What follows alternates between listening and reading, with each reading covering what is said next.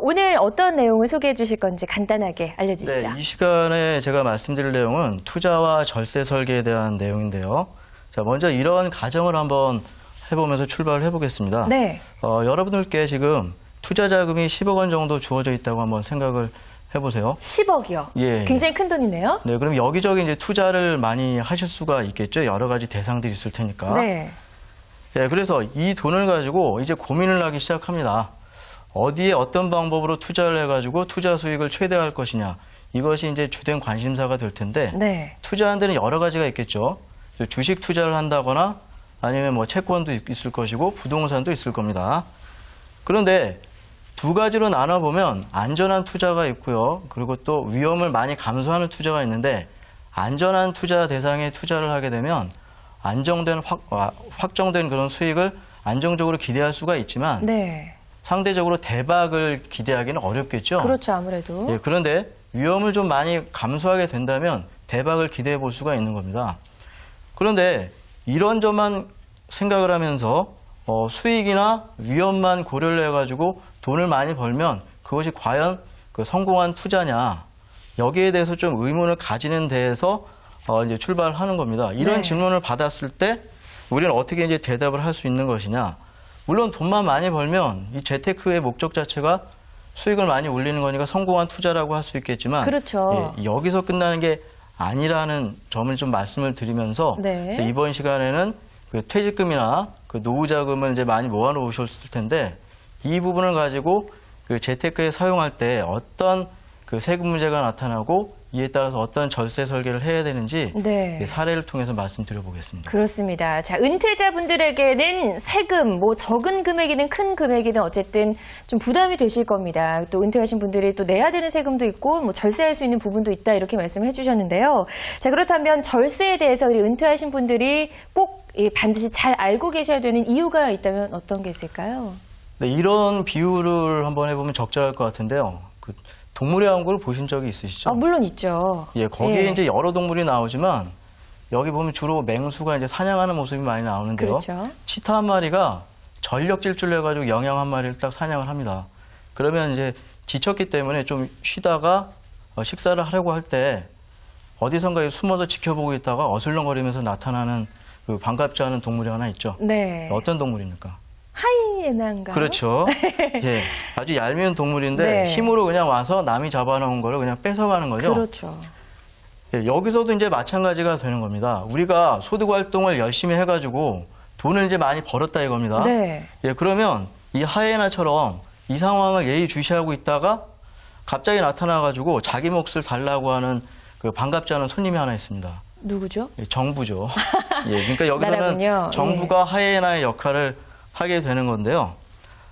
이 정부는 이제 세금이라는 명목으로 자기 몫을 이제 요구하게 되는데 그 세금이 상황에 따라 다르기 때문에 정확하게 얼마가 될지는 아무도 모르는 겁니다. 네. 그래서 이렇게 우리가 어떤 소득이나 그 재산을 이렇게 증식시키게 되면 여기에 항상 붙어서 세금이라는 것이 따라오기 때문에 그렇죠. 이것을 고려하지 않은 재테크 전략을 구사했을 때는 정말 하이에나한테 그 자기가 잡은 먹이를 빼앗기듯이 정부 재정에만 기여하는 이런 잘못된 재테크가 되어서 돈을 벌어서 좋아야 되는데 세금으로 뺏겨가지고 오히려 더 기분이 상하는 그렇죠. 이런 결과에 도달하게 된다는 거죠. 그렇군요. 이런 점을 주의하셔야 되겠습니다. 네.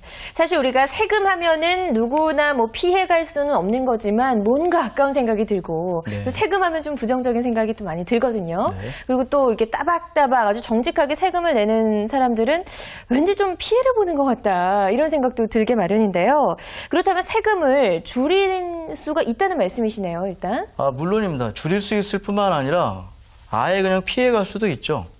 그래서 구체적으로 이제 말씀을 드리기 전에 이런 질문을 또 하나 드려보겠습니다. 네. 세금은 좋은 겁니까? 나쁜 겁니까? 글쎄요, 세금을 좋다 나쁘다 이렇게 나눌 수는 없을 것 같고요. 우리가 어쨌든 나라를 운영하는 데 있어서 반드시 필요한 거다라고는 말씀드릴 수 있을 것 같은데요. 네, 교과서적인 답변을 해주시는데요. 네. 조금 전에 말씀하신 것처럼 이건 주관적인 것이기 때문에 상황에 따라서는 좋을 수도 있는 거지만 또 상황에 따라서는 나쁠 수도 있는 것이죠. 네. 나쁘다고 하는 그 견해는 조금 전에 말씀하신 것처럼 내면은 왠지 손해보는 느낌이 있고 기분이 나쁘기 때문에 나쁘다 이렇게 얘기할 수 있는 반면에 네. 입장을 바꿔서 정부 입장에서는 세금을 거두어 드리기 때문에 기분이 좋으니까 좋다 이렇게 얘기할 수도 있는 것이거든요. 그런데 학자들이 이제 연구를 하면서 이제 보니까 이구동성으로 하나의 이유를 들면서 세금은 나쁘다고 하는 이유가 딱 한 가지가 있는데 네. 세금은 피해갈 수 있기 때문에 나쁘다라고 그랬습니다.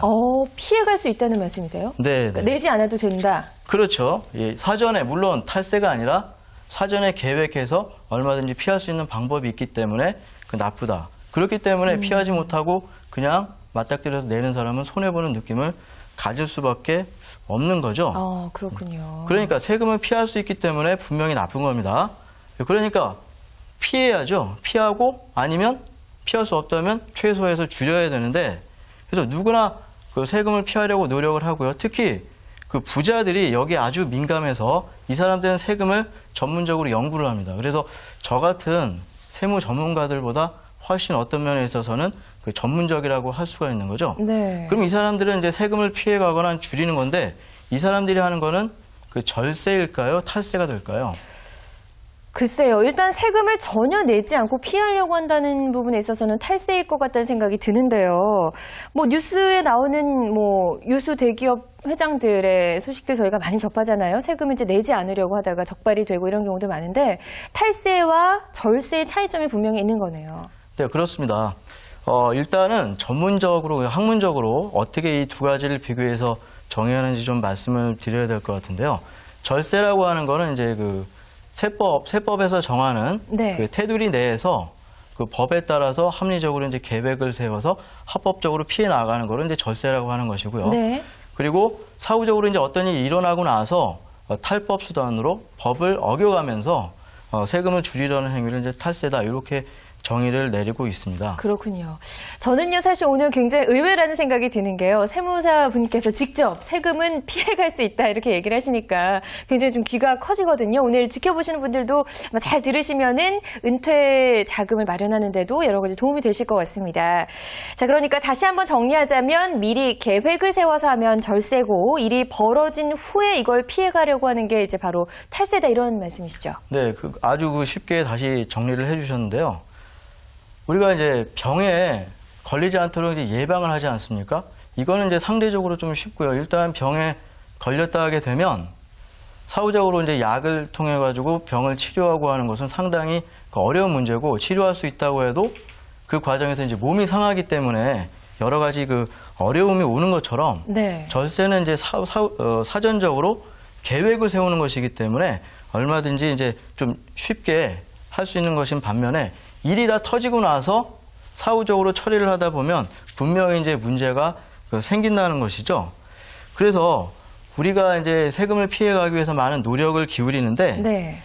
내가 탈세를 하고 있으면서도 절세를 하고 있다고 착각하는 수가 있겠죠.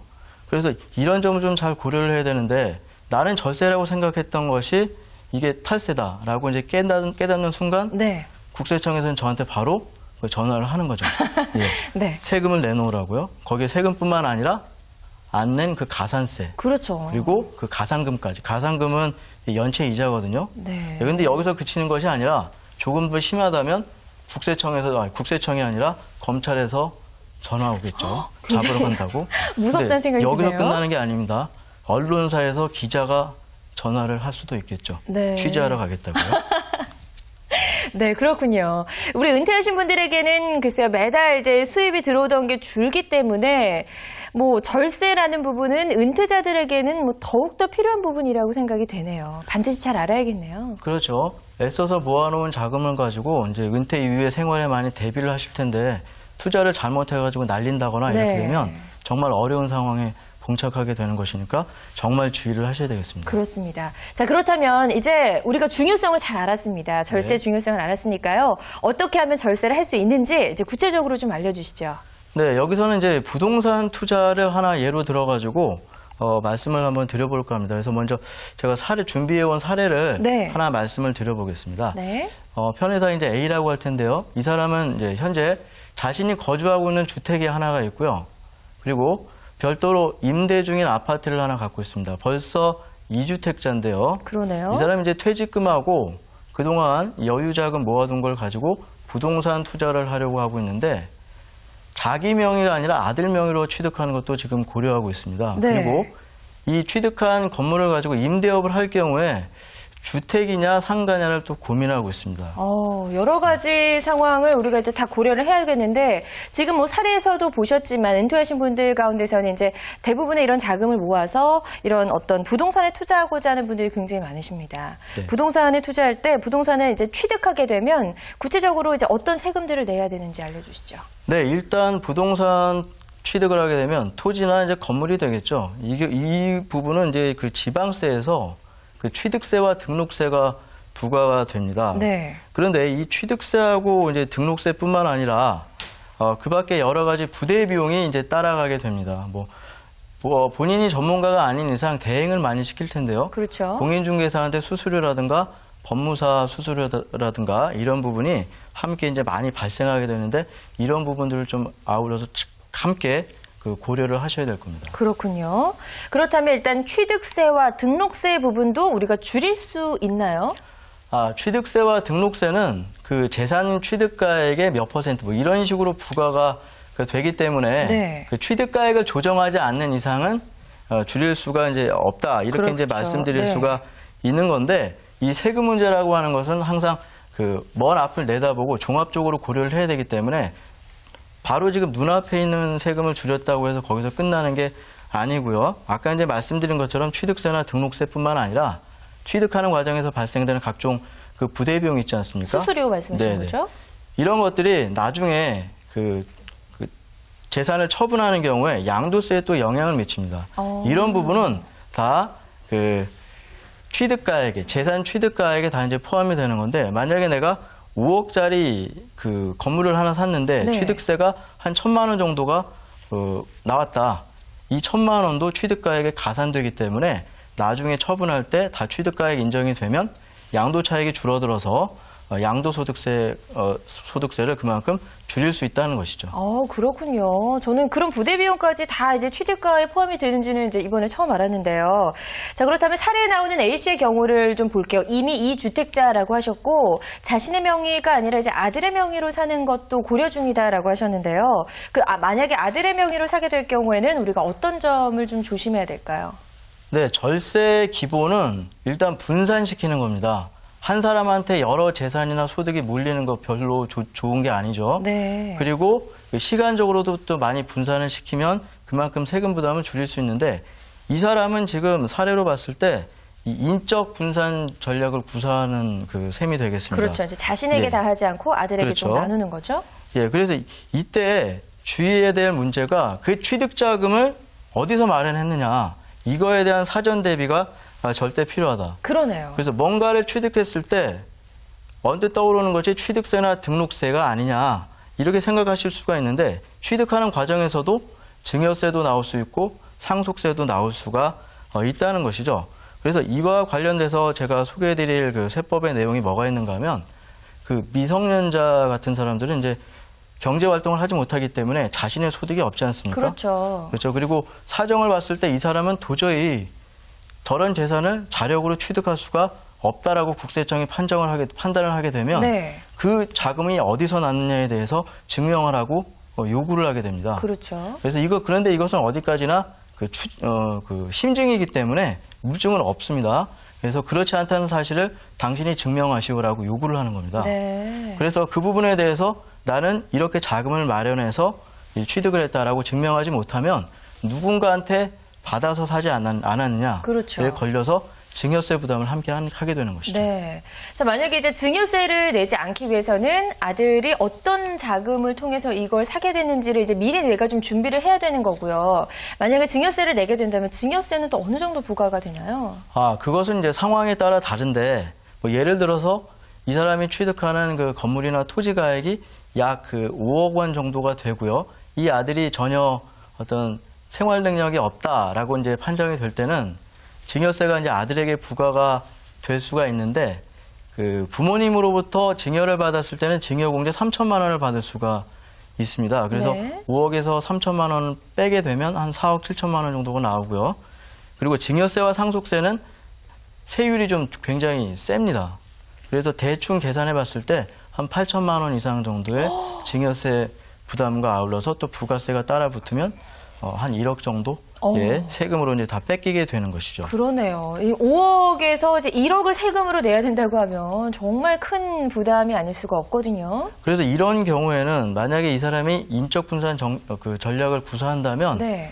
이 아들이 어떤 그 소득 활동을 하고 있다. 이러면 뭐 더 이상 얘기할 필요가 없는 것이고요. 그것이 아니라면 아들 명의로 아들이 그 은행에서 차입을 해서 그 자금을 가지고 취득했다든지 이런 그 은행에서 대출 그 확인증 같은 걸 가지고 증명하는 것도 이제 좋은 그 방법이라고 할 수가 있겠습니다. 네, 그렇군요. 자, 지금 사례에 나오는 A씨에 관해서 이제 저희가 이야기를 나누고 있는데요. 등록세, 취득세에 대해서도 알아봤고 증여세에 대해서도 살펴봤는데요. 이 외에도 A씨가 이런 주택을 구입할 때 어떤 주의할 점이 있다면 어떤 게 있을까요?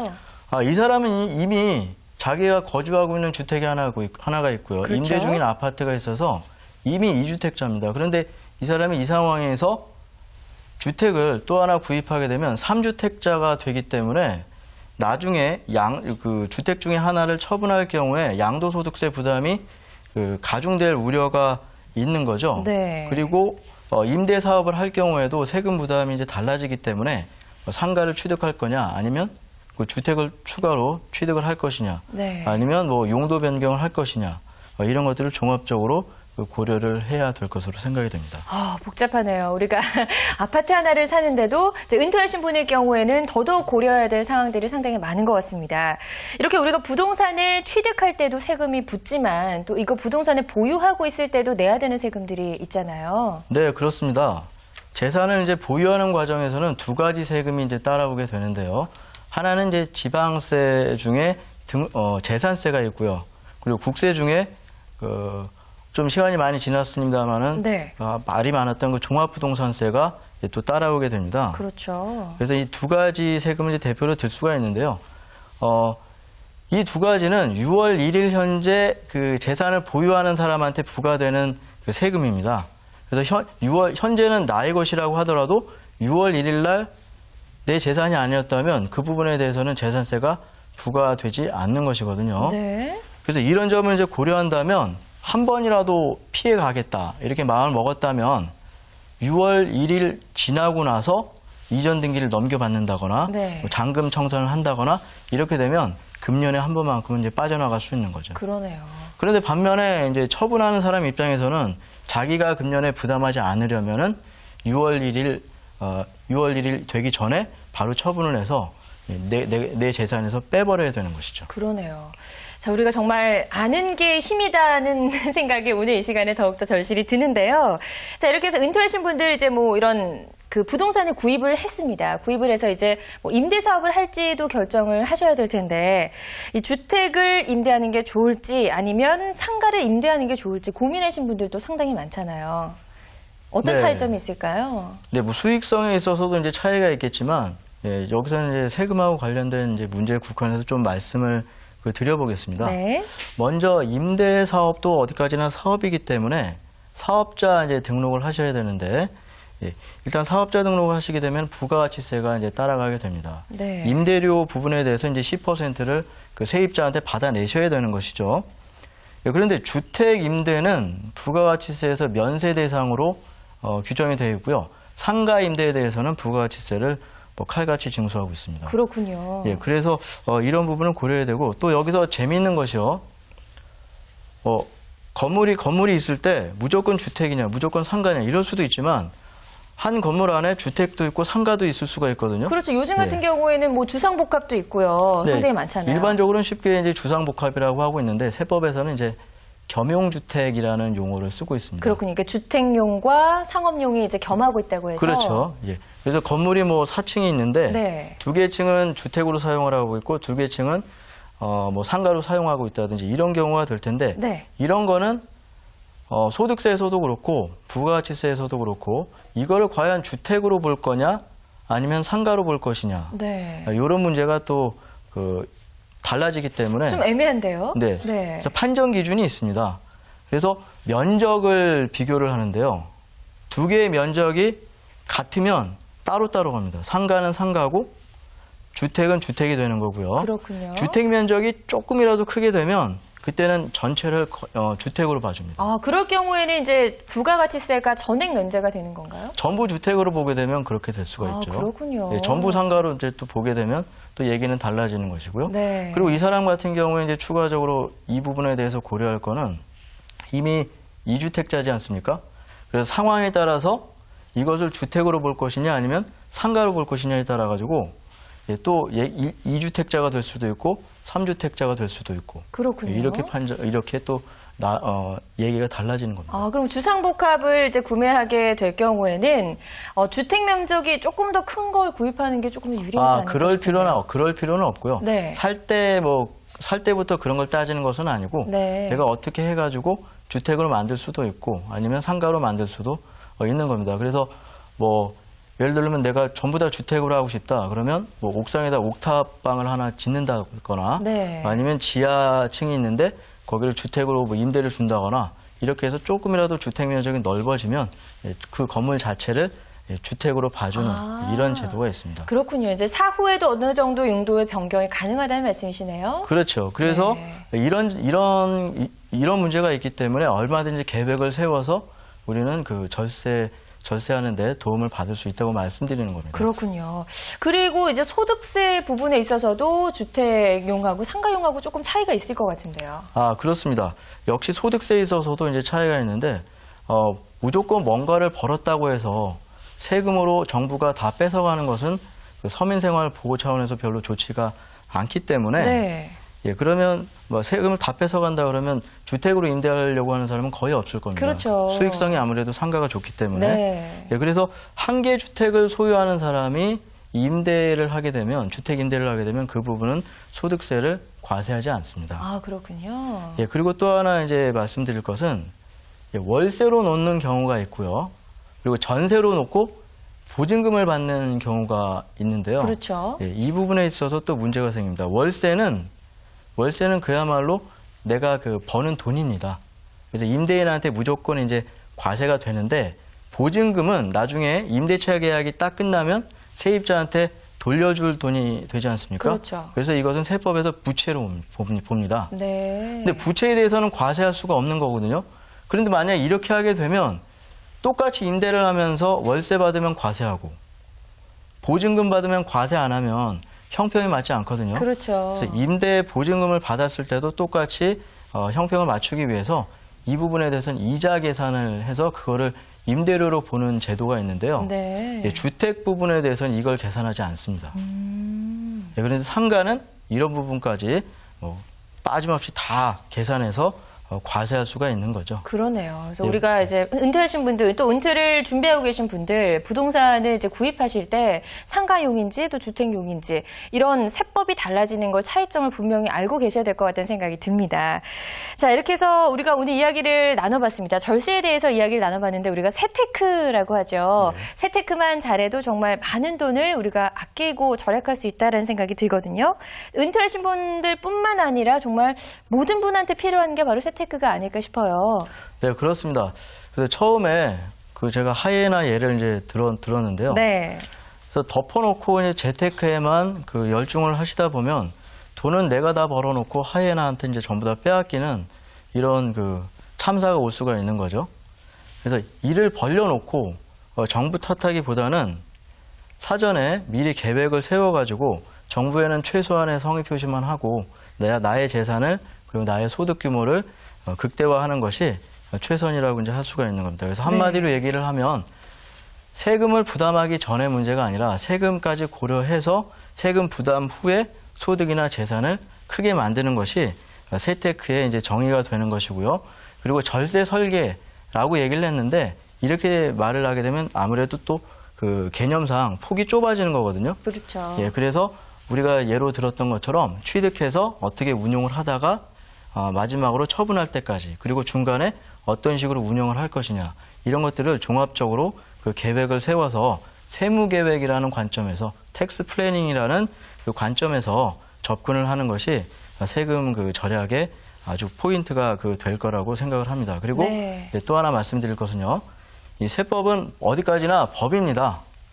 법은 이미 정해진 것이기 때문에 그 법을 잘 연구하면 세금 부담을 이제 피해갈 수가 있는 것이고요.